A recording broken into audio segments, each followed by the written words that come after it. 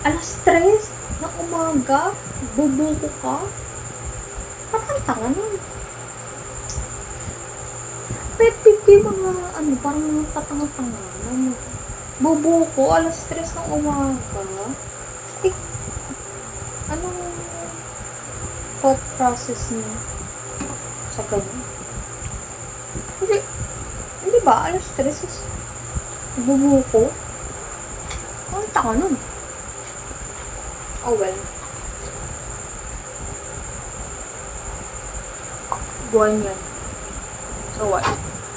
Hello, it's so beautiful and she's such a down-to-earth person, and every time I see her, she just reminds me of like a normal person. Like, she doesn't seem like a celebrity to me, even though she is. She just seems like a normal girl who is just doing what she loves, and I love that. So yeah, she's one of my like top artists of this year so far. I really love her music, but yeah, so we did that this morning, and I have my pancake bites here, so I'm loving these.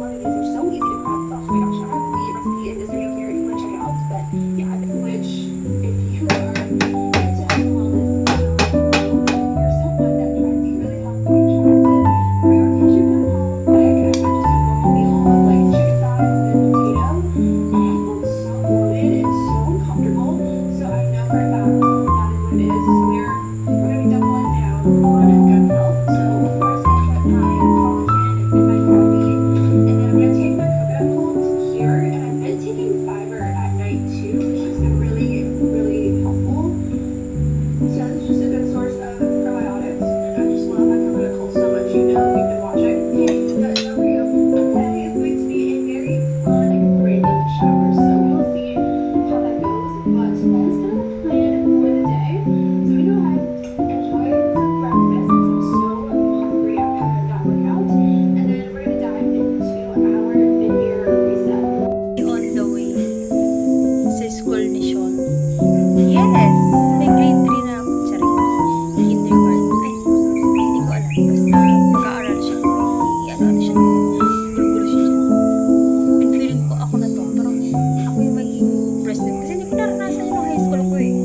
So feeling ko, nararamdaman ko, diba? Parang kailangan yung teacher, i-close ko agad. Kasi magiging friendly kami for the rest of her life. Sorry, 1 year lang. Pero syempre dapat formal. So, Mom. Going to Sean. Outfit check.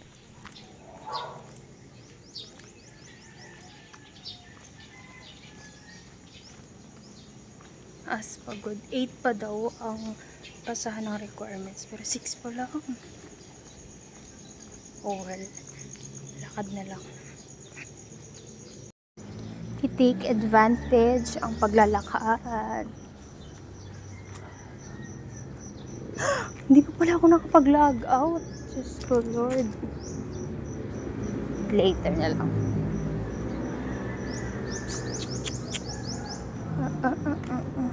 Ano ay look? Maganda.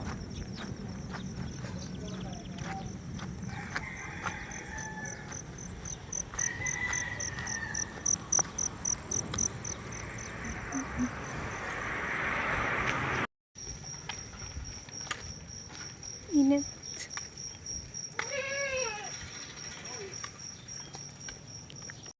Duck.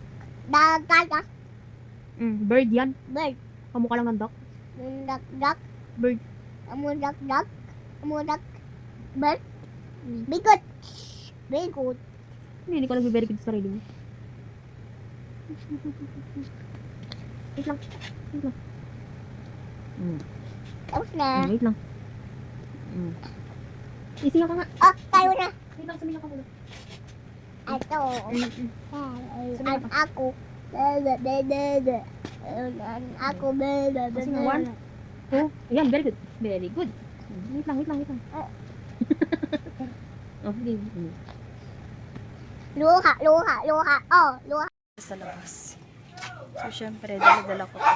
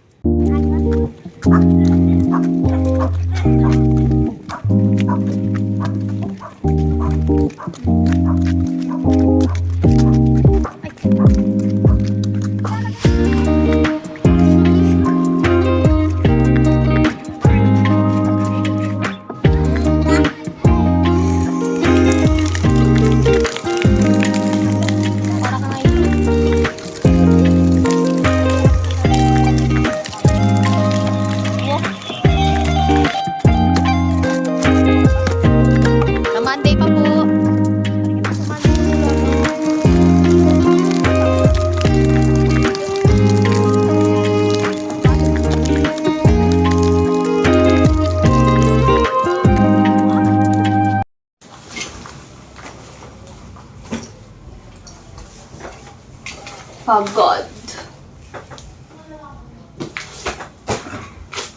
Bumili ako ng oat milk.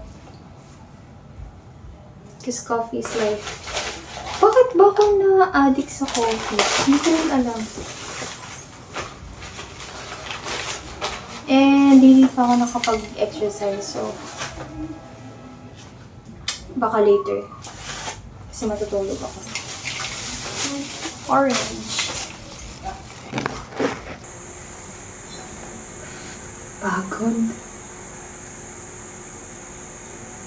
As you can see, hindi pa ako nakapag-second exercise. Kasi pagod ako.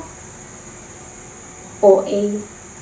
Natulog lang ako parang pag-uwi ko ng 7:30. Hindi ko nga na-meet yung teacher yun siya. Pag-uwi ko ng 7:30.